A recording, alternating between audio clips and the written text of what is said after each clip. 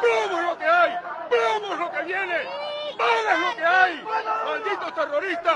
El séptimo principio es mantener la renovación o emitir noticias como cortinas de humo permanentemente. El régimen tiene que mantenerse siempre produciendo información conveniente para ellos. Santos y Timochenko le están dando un golpe de Estado a Colombia. Es un golpe de Estado a la democracia. Un golpe de Estado a la democracia. Destrozaron la democracia de un país. Por eso es tan importante que todos los medios de comunicación queden en manos de los amigos del régimen. Para la derecha, obviamente, de manera que el bombardeo de noticias o de información sea de tal magnitud que la gente no tenga tiempo para pensar. Hombre se cae en el baño después de 3 días sin bañarse en cuarentena. Lleno de trabajos de la universidad, se entera que no le bajarán el precio al siguiente semestre. Recuerden que todo es no pensar, especialmente cuando alguna noticia es tan negativa como por ejemplo el caso de Hidroituango, que duró un día en los medios tradicionales, enseguida lo taparon. Entre la vacuna y el rebrote de la pandemia, Hidroituango quedó asfixiado. El objetivo es que la gente no alcance a analizar las peores noticias, y miren cómo lo logran. ¿Quién habla hoy de Hidroituango o de la detención de Uribe? Son unos haces, y la centroizquierda mientras tanto peleando entre ellos.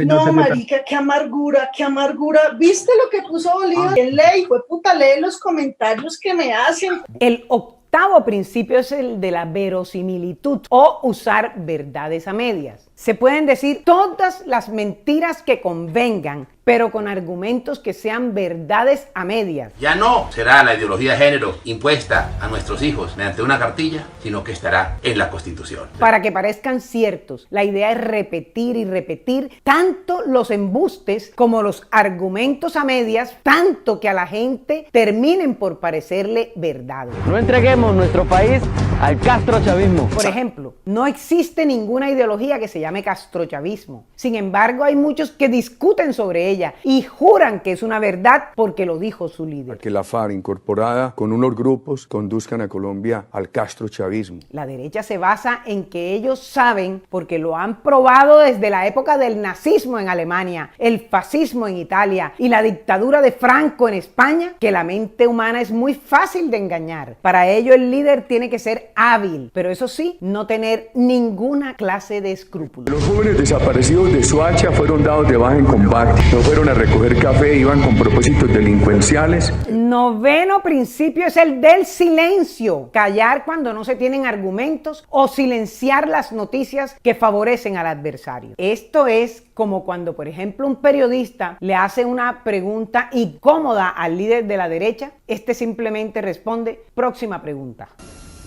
Otra pregunta, amigo. Le suena familiar, ¿verdad? Así oculta información que lo incrimina o que simplemente no le es favorable. Por eso a mí no me gustan las entrevistas a ustedes. Me meten en lo mismo, ¿para qué? Cuando hay noticias que favorecen al adversario, los medios de comunicación amigos del gobierno, que en los regímenes de derecha son todos o casi todos, ocultan las noticias o bombardean a la audiencia con noticias favorables, sean ciertas o no. Eso no importa. Lo importante es que dejen súper bien al jefe del gobierno. Difícilmente la historia dará otro mandatario como él. Nadar, trotar y mucho madrugar fueron verbos del sello Uribe Vélez, quien puso por encima de todos ese: trabajar, trabajar y trabajar. El décimo principio es el de la transfusión o usar símbolos o imágenes que sean parte de la cultura popular de la nación. Esto es muy, pero muy importante.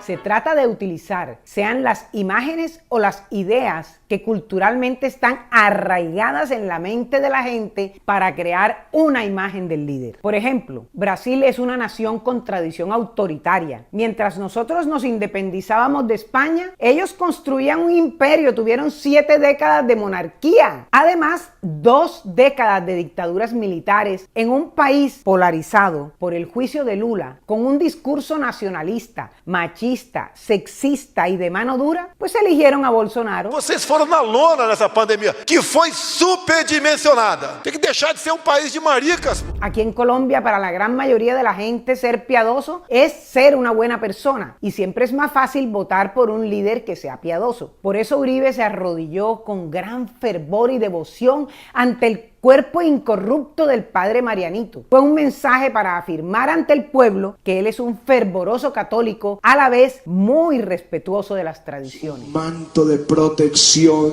para el doctor Uribe. Tú le pusiste allí para gobernar y para bendecir nuestra patria. Lo mismo cuando Franco en España montó todo su tinglado encima del arraigado catolicismo español de 5 siglos y se convirtió en una especie de semidios. Aprovechó la Iglesia Católica para montar su feroz dictadura y muchos curas se aprovecharon de la situación, al extremo de que esa es la razón para que aún hoy, tantos años después de haber muerto Franco, las iglesias en España aún permanecen vacías. Las relaciones con la Santa Sede son excelentes. El principio número 11 es el de la unanimidad, o hacer creer a la mayoría que el líder piensa igual que su pueblo. Hay que crear una sensación de unanimidad, hacer creer que el líder representa a la gente común y corriente. Si me olvidaron, digan de una vez, porque me amarro una piola en la nuca y me tiro al Magdalena. Es una estrategia bien premeditada. Con una estrategia bien premeditada se va ganando la mente y la voluntad del pueblo, hasta crear la idea de un apoyo masivo del pueblo en torno a su líder. Y tenemos la ayuda de nuestro presidente Duque. Para que sepas, te quitaré la camiseta o te pelamos. Pero ¿cómo se logra esto, que parece tan complicado? Pues muy sencillo. Lo primero es hablar con un lenguaje muy popular, simple y hasta vulgar si es necesario. Como cuando Maduro le habla en forma tan vulgar a la gente. Si bien él no es ilustrado, pero tanta chabacanería, por Dios, eso es intencional. O cuando Uribe salió de la cárcel y se dirigió a sus seguidores, lo hizo frente a una casa tan humilde que debe ser la del cuidandero de su finca. Debemos insistir en la derogatoria de la JEP y en la reforma de los acuerdos de La Habana, sean la alternativa al riesgo socialista que pretende replicar el fracaso de Venezuela. Eso es un símbolo, porque ante la pérdida de popularidad que está teniendo, aprovechó y le envía un mensaje a la gente diciendo: yo soy igual de pobre y sencillo que todos ustedes. Soy sobreviviente por la protección de Dios, de la Santísima Virgen y de los soldados y policías de Colombia. Bueno, amigos, aplicando estos 11 principios, Hitler engañó al pueblo alemán. Mussolini le hizo creer a los italianos que él era uno más de ellos. Franco usó la religión católica para penetrar la mente de los españoles que tenían una tradición religiosa muy arraigada. Trump conquistó a todos los americanos que les encanta escuchar que ellos son lo máximo. Bolsonaro se aprovechó del pasado monárquico y dictatorial de su país en medio de una sociedad polarizada. Así actúa la extrema derecha, así conquista la mente y el corazón de la gente. Eso es nada menos que manipulación pura. Aplicando estos principios, Uribe se ha convertido en un líder indiscutible de la esfera nacional. Venía a nuestra mente lo que ocurre en Venezuela. Pero nada ha cambiado en el país. Sigue la pobreza, la desigualdad, la mediocre y baja cobertura de la educación. Seguimos con una economía fósil, idéntica a la de Venezuela. Se sigue depredando el medio ambiente y la corrupción sigue campeante. 56 aspirantes al Congreso están relacionados con los parapolíticos. Sabiendo ahora cómo nos han venido manejando, la pregunta es: ¿tú quieres más de lo mismo? ¿O prefieres que Colombia sea una verdadera democracia? Un país de oportunidades, una sociedad moderna. Esa es la decisión que está en manos de todos nosotros, aunque en este momento, ahora, precisamente ahora, está principalmente en manos de los líderes políticos de la centroizquierda. Para ellos, la pregunta es: ¿van ustedes a seguir permitiendo que masacren a tantos líderes sociales a lo largo y ancho de nuestro territorio? ¿Van ustedes a permitir que Colombia siga en el atraso tan solo por ni siquiera sentarse a dialogar entre ustedes? Esa es la pregunta que yo le hago a los líderes de la centroizquierda y que espero que ellos nos contesten a todos.